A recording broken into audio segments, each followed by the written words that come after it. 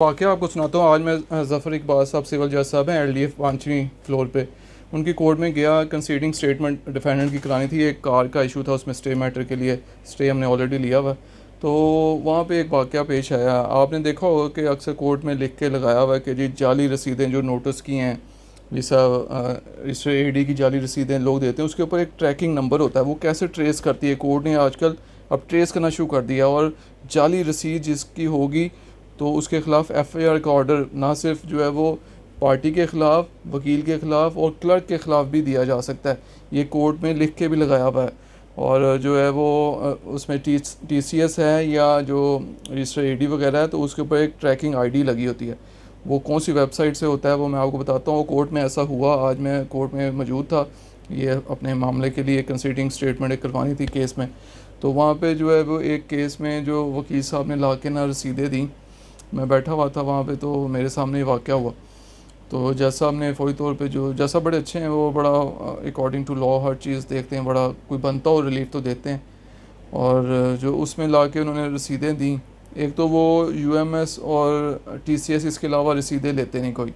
वो कहते हैं आम जो छोटे छोटे नीचे बैठे नहीं हुए थे, आपको पता होगा एलडीए में जो वहाँ पे प्रैक्टिस करते हैं, वहाँ पे सामने एक लड़का बैठा होता था, वो आजकल गायब हुआ भागा हुआ है। उसके ख़िलाफ़ जो है वो एफआईआर के लिए जो है ना वो हो चुकी है ग़ालिबन, और उसको ट्रेस ट्रूस कर रहे थे। वो जाली रसीदें ना बैठे बैठे ही, अगर 50 की है रसीद तो वो कहता है 100 मुझे दो, तो मैं आपको जाली रसीद बनाता हूँ। आज केस लगा हुआ, आज ही जाली रसीद बना के जाके आज ही कोर्ट में दी, तो एक्स पार्टी प्रोसीडिंग होगी, अगली पार्टी को पता ही नहीं चल रहा और दावे डिक्री हो ही जा रहे हैं एक्स पार्टी।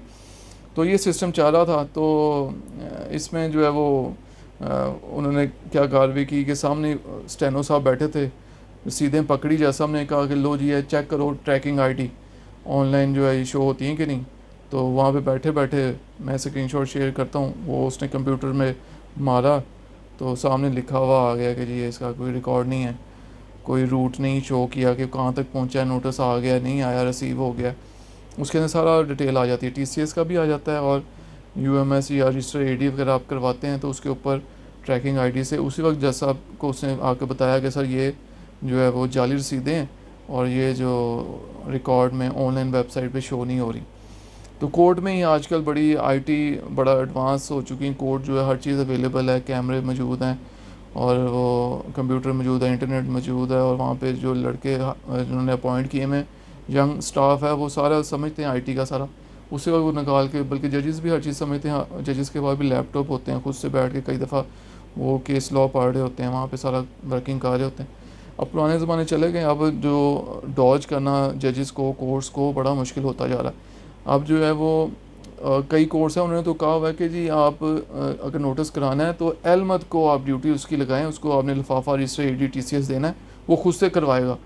वो पार्टीज़ पे बिलीव ही नहीं करते, या दूसरे लफ्ज़ों में कहा जाए कि लॉयर्स पे बिलीव नहीं करते, क्योंकि ये एक अनफॉर्चुनेट था कि ये प्रैक्टिस चल रही थी कि एक्स पार्टी लोगों को करना कि उसको मौक़िफ़ ही ना आए दूसरी पार्टी का, और यहीं पे बैठे बैठे नोटिस रसीदें जाली तैयार की, ये वो जमा कराई और सारा कुछ वो एक्स पार्टी हो गया। और इतने अरसे बाद वो चल रहा है कि जी वो आके एप्लीकेशन दे रहा है कि जी मेरे ख़िलाफ़ एक तरफ़ा हो गया। अखबार भी छोटा सा मामूली सा होता है, जो अखबार जो जो शाया करता है शायद उसके घर वाले ख़ुद ना पढ़ते हों, ऐसे अखबार छोटे छोटे आए हैं, और वो बस उनके जो जेबें भरी जा रही हैं, उनको इश्तिहार मिल रहे हैं। तो अलबत्ता ये सिस्टम अब आस्ता आस्ता ख़त्म होता जा रहा है। ये बड़ा ज़बरदस्त इंसिडेंट था, मैंने कहा आपसे शेयर करूँ कि जाली रसीद ना लेके जाना अदालत से, कार्रवाई हो सकती है ਤੁਹਾਡੇ खिलाफ।